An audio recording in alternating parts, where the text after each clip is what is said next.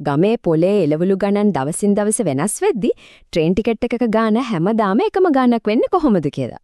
බලන්න එකක මිල තීරණය වෙන්නේ ඉල්ලුමයි සැපියුම්මයි මත. හැබැයි අනිත් එකේ මිල තීරණය කරන්නේ එකම එක ආයතනයක්. අන්න ඒ වෙනසට හේතුව තමයි වෙළඳපොළ ව්‍යුහයන්. අපි අද මේ සංකල්පය හරිම සරලව තේරුම් ගමු. ඇත්තටම මේ ප්‍රශ්නේ පිටිපස්සේ තියෙන්නේ හරිම සරල ආර්ථික විද්‍යාත්මක රහසක්.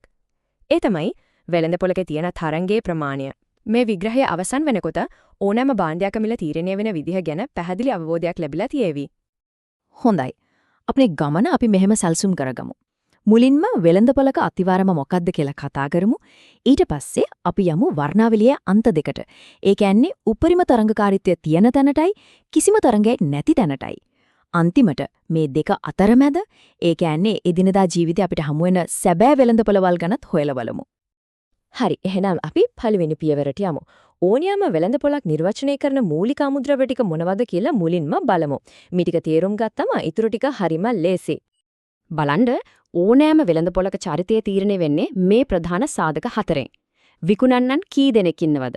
ඒ හැමෝම විකුණන්නේ එකම වගේ දෙයක්ද නැත්නම් වෙනස් දෙයක්ද? අලුත් කෙනෙක්ට මේ බිස්නස් එකට එන්න ලේසිද අමාරුද? අන්නේ ප්‍රශ්න වලට ලැබෙන උත්තර තමයි වෙළඳපොලේ ස්වභාවය තීරණය කරන්නේ. දැන් අපි යමු වර්ණාවලියේ එක අන්තයකට. මේක තමයි පූර්ණ තරංගය. ඇත්තටම මේක සැබෑ ලෝකයේ ඒ විදිහටම දකින්න ලැබෙන්නේ නැති ඒත් ආර්ථික විද්‍යාව තේරුම් ගන්න හරිම වැදගත් වෙන පරමාදර්ශී ආදර්ශයක්. මේක මෙහෙම හිතන්නකෝ. විකුණන්නන් 100 ගාණක් ඉන්නවා, ගන්න අයත් 100 ගාණක් ඉන්නවා. හැමෝම විකුණන්නේ කිසිම වෙනසක් නැති එකම භාණ්ඩය. ඉතින් මේ නිසා එක විකුණුම්කරුවෙක්ටවත් තනියම මිල වෙනස් කරන්න කිසිම බලයක් ලැබෙන්නේ නැහැ. ඉතින් මේ කොන්දේසි ටික එකතු වුණාම මොකද වෙන්නේ? විකුණන්නන් සහ ගන්නන් විශාල නිසා කවුරුවත් තනිවම ලොකු බලවතෙක් නෙවෙයි. භාණ්ඩ එකම නිසා පාරිභෝගිකයාට ඕනම කෙනෙක්ගෙන් ගන්න පුළුවන්. ඒ වගේම ඕනෑම කෙනෙක්ට මේ වෙළඳාමට එන්න පුරුවන් නිසා අසාමාන්‍ය ලාභයක් තුවා ගන්නත් බෑ. ඉතින් මෙතන තියෙන තීරණාත්මකම කාරණේ තමයි මේක.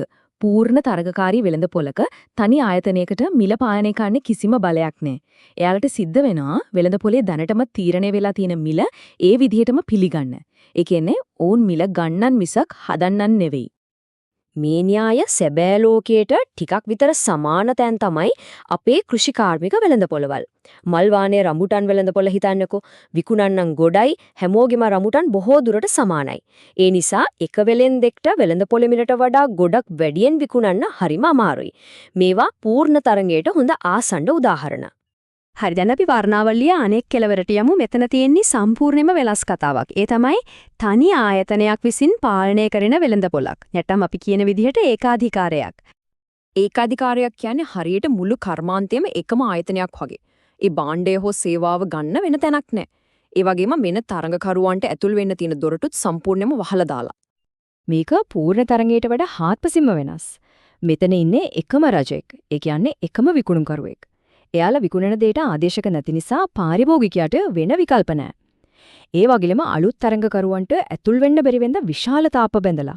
ඉතින් මිල පාලනය කිරීමේ සම්පූර්ණ බලය ඌන්න තේරෙනවා. අන්න මේක තමයි ඒකාධිකාරයේ වැදගත්ම ලක්ෂණය. පූර්ණ තරංගයේදී වගේ වෙළඳපොළ මිල පිළිගන්නවා වෙනුවට ඒකාධිකාරී ආයතනයට පුළුවන් තමන්ගේ භාණ්ඩය හෝ සේවාවේ මිල තමන්ම තීරණය කරන්න. ඔවුන් තමයි මිල සාදන්නන්. අපේ රටේ මේකට තියෙන හොඳම උදාහරණ තමයි දුම්රිය දෙපාර්තමේන්තුව සපයන දුම්රිය සේවාව, එහෙම නැත්නම් ජල සම්පාදන මණ්ඩලය සපයන ජල සැපයුම. මේවා රජය මගින් පාලනය වන ඒකාධිකාරයන්. මේ වග්ව දිහා බැලුවම මේ අන්ත දෙකේ වෙනස එක බැල්මෙන්ම තේරුම් ගන්න පුරුවන්.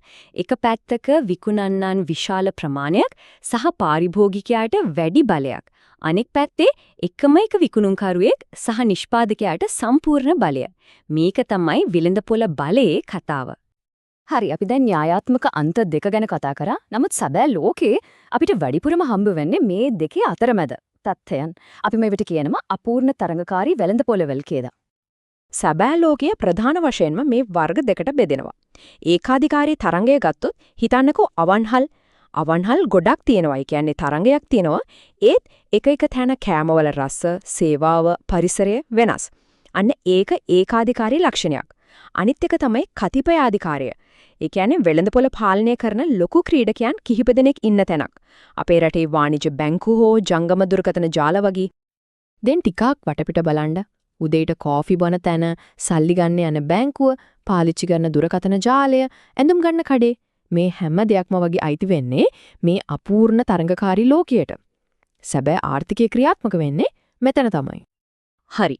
අපි දැන් මේ කතා කරපු හැම කෑල්ලක්ම එකතු කරලා සම්පූර්ණ චිත්‍රය බලමු. වෙළඳපොළ ව්‍යුහයන්ගේ සම්පූර්ණ වර්ණාවලි දිගහැරෙන්නේ කොහොමද කියලා බලමු. මේ තමයි සම්පූර්ණ වර්ණාවලිය. එක කෙලවරක තියෙනවා ආයතන 100 ගණනක් ඉන්න තරංගයේ උපරිම මට්ටමේ තියෙන පූර්ණ තරංගය. අපි එතනින් දකුණට යද්දී ආයතන ගණන අඩු වෙලා තරංගයේ ටිකෙන් ටික අඩු වෙනවා. ඒකාධිකාරී තරංගයේ සහ කතිපය අධිකාරිය හරහා අපි යනවා අනෙක් කෙලවරට. එතන ඉන්නේ එකම එක ආයතනයක්, ඒ කියන්නේ කිසිම තරංගයක් නැති ඒකාධිකාරය. ඉතින් මේ මුළු විග්‍රහයෙන්ම මතක තියාගන්න ඕන වැදගත්ම දේ තමයි මේක. මේක හරියට තරාදියක් වගේ. එක පැත්තක තරංගය, අනෙක් පැත්තේ මිල තීරණය කිරීමේ බලය. තරංගය වැඩි වෙන්න ආයතනවල බලය අඩු වෙනවා. තරංගය අඩු වෙන්න ඔවුන්ගේ බලය වැඩි වෙනමු. ඉතින් අවසාන වශයෙන් හිතන්න ප්‍රශ්නයක්. සමාජයක් විදිහට අපිට වඩාත්ම හඳු කුමක්ද? පාරිභෝගිකයාට අඩු මිලක් ලබා දෙන දැඩි තරංගයක්ද? එහෙම නැත්නම් නාව සොයා ගැනීම කරන ආයතනවලට ලාභයක් ඉතිරි කරන යම් පාලනයක් තියෙන වෙළඳපොළක්ද? මේ දෙක අතර නිවැරදි සමබරතාවය මොකක් වෙන්න පුළුවන්ද? මේ ගැන සිතා බැලීම ඔබට බාරයි.